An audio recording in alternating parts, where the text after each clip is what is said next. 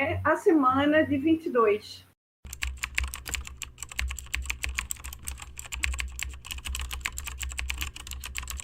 O centenário de Revolução nas Artes Brasileiras, chama Semana de Arte Moderna, 1922.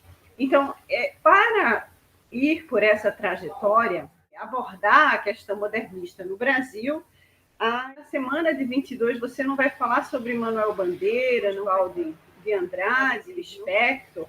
Claro que sim, minha gente, etc, etc. Um livro 100% brasileiro. Trata-se da história de um escritor francês, mas que vai se naturalizar brasileiro. A editora Perspectiva, né, publica essa obra em parceria com a Secretaria de Cultura, Ciência e Tecnologia do Estado de São Paulo, no seu francês, com os teóricos e poetas brasileiros. Poxa, Georgia, mas na semana de 22 você não vai falar sobre Manuel Bandeira, não vai falar sobre o Oswald de Andrade, não vai falar sobre a obra de Clarice Lispector? Claro que sim, minha gente. O que eu estou trazendo é o extremo oposto, estou jogando o machado no topo do Everest, para que a gente possa abordar de forma mais complexa, mais ampla, essas interseções do modernismo. Ele não quer vinculações, ele quer exatamente abolir os conceitos burgueses, arraigados, clássicos também, uma forma de pensar muito vinculada também ao classicismo, né, de hierarquias, de arquétipos. Realmente, a semana de 22 vem para romper todas as estruturas. Claro que o nosso foco aqui serão os artistas e, sobretudo, as artistas brasileiras.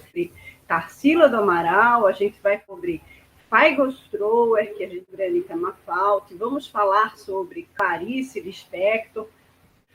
É claro que é inescapável falar desse grande modernista que é Manuel Bandeira. O fato para dialogar sobre todos esses que vocês já ouvem muito falar, eu quis trazer uma perspectiva diferente, que entenda essas interseções e as não vinculações que o modernismo exige da gente. Vocês, leituras da Aracy Amaral, que, aliás, a editora 34 está revolucionariamente baixando os seus preços, é importante que a gente tenha acesso aos livros, então, dizer para vocês que esse é um dos livros aí que dedicado, inclusive, ao Sérgio Milliet, Mário da Silva Brito, né? Antônio Cândido, que tem essa preocupação de colocar a literatura como sistema. Aracy Amaral vai trazer uma perspectiva bem interessante, né? Eu vou ler para vocês já aqui, nesse primeiro momento, a introdução para que a gente tenha um início de contato com esse tema, do estudo da estética mesmo, né, da teoria. Mas aqui vamos tratar da parte da história da arte, da semana de 22, compilação que a Aracy Amaral faz nesse livro da editora 34, Artes Plásticas na semana de 22. A Semana de Arte Moderna, de fevereiro de 1922, realizada em São Paulo, representa um marco na arte contemporânea do Brasil, comparável, por sua repercussão, à chegada da missão francesa ao Rio de Janeiro no século passado, ou no século XVIII, a obra de Aleijadinho, e, infelizmente, ela não menciona o acervo da arte holandesa que existe aqui em Pernambuco, não menciona a produção de textos na imprensa pernambucana, insurgente, sobretudo na época da Revolução Pernambucana, não menciona outros movimentos artísticos dos quais a gente se orgulha muito, como, por exemplo, que a gente chama Hora de Movimento Mangue, Hora de Nova Cena, cultural, artística pernambucana, né? A geração que eu experimentei viveu em 1990, com todas aquelas bandas, misturando sempre influências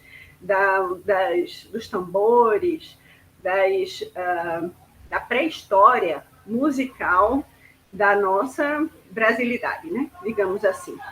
Infelizmente, não está mencionada aqui pela Aracy Amaral, mas a gente segue aqui.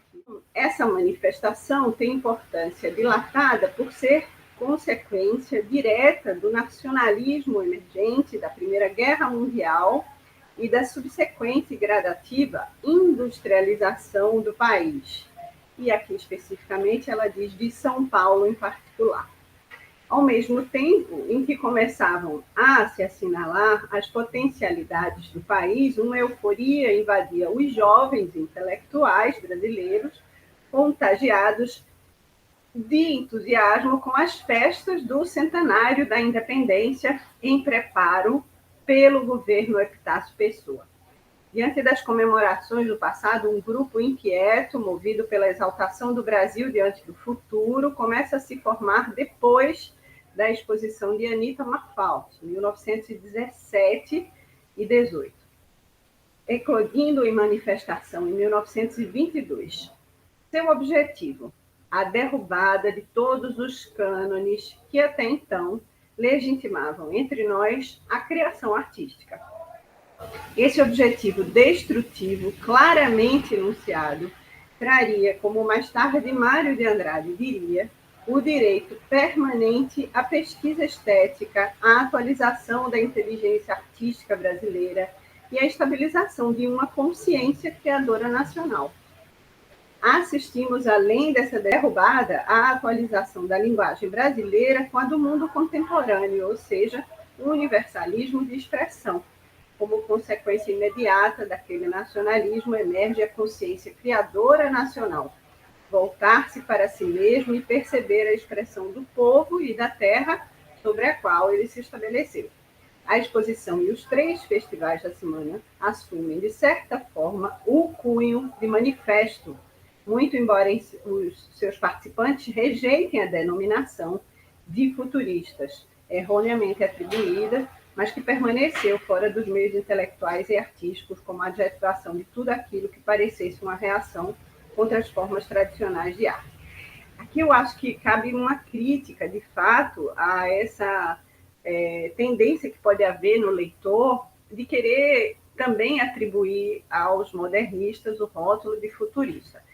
Veja bem, os futuristas, oriundos ali de uma Europa, de uma Itália em guerra, eram jovens bastante suicidas, né? No sentido de que, de fato, eles entendiam, assim como entendeu Hitler no seu projeto nazista, a necessidade de destruição, de terra arrasada, de tudo que havia antes para a construção de algo novo.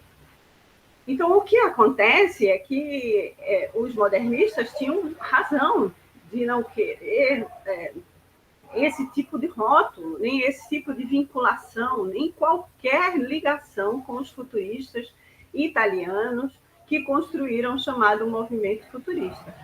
Então, aqui fica muito em aberto, a Aracy Amaral está fazendo uma crítica, ou se ela abre espaço, de fato, para que essa vinculação seja considerada, o que eu acredito seja um grande perigo, e aí deixo já a minha advertência, a minha discordância, qualquer que seja a possibilidade aqui de diálogo, de compreensão e vinculação, até porque não é para isso que o modernismo foi criado, né? Vamos pensar em vinculação, em emulação, toda vez que se tratar de modernismo, tá certo, minha gente? Isso é bastante importante. Feita essa advertência, né? A exposição, os 3 festivais, ganharam cunho de manifesto. Já aí eu acho que é possível entender como manifesto, sim. A Semana de Arte Moderna, ela traz uma manifestação em torno desse seu modo crítico, né? Ela vai emanar alguma coisa que transcende a própria realização dos modernistas, as próprias obras dos modernistas, vai se criar uma aura em torno disso, que aí, de fato, a gente pode entender também como um manifesto político, como uma ação no sentido de reformulação das ideias e do pensamento, certo? Então, a importância da semana cresce à medida que essa rejeição ao passado não deixa de estar profundamente relacionada com os movimentos políticos e sociais que abalariam o país a partir de 22. contra o parlamentarismo da Primeira República, um dos resquícios do Império, seja nesse mesmo ano, com a sublevação do Forte de Copacabana, em julho, e 2 anos depois, com a Revolução de 24 em São Paulo. As agitações dessa época, nas quais, salvo raras exceções, todos os modernistas se viram envolvidos, iriam descambar poucos anos depois na Revolução de 30, iniciando uma nova era para o país. Assim, no contexto das alterações a ocorrer, né, a manifestação cultural da semana constitui um registro sintomático da pulsação do organismo nacional, antecipando por meio do pensamento a insatisfação que tomaria forma política contra o tradicionalismo aristocrático ou aristocracismo, né, poucos anos depois. Realmente pouco havia de moderno em São Paulo em 1922. A grande importância, inclusive no sentido de catalogação desses dados históricos, de uma fidelidade à linearidade dessa história da arte. No sentido de questionamentos, a gente pode ampliar muito o leque, o que eu acho que não deve ter sido a proposta inicial da autora, em virtude exatamente desse pensamento de pluralidade que a semana merece em suas considerações. Afinal, não havia ali somente obras desses artistas oriundos de São Paulo, de origem paulista, mas existiu todo um movimento em torno dessa realização que contou com vários colaboradores, financiadores, articuladores, e é isso que a gente precisa hoje na contemporaneidade ver, que esse gesto, esse vício de dar a tudo uma hierarquia e uma visibilidade apenas da ponta do iceberg, é que fez com que a Semana de Arte Moderna brasileira ainda estivesse carregada dos vícios do que não era moderno. Então, é essa perspectiva que eu quero trazer para vocês. Há aqui uma importante elaboração de catalogar todas essas obras, todos esses movimentos, mas sendo um livro de 1998, né, é possível que hajam ainda revisões necessárias a essas discussões que vêm sendo colocadas por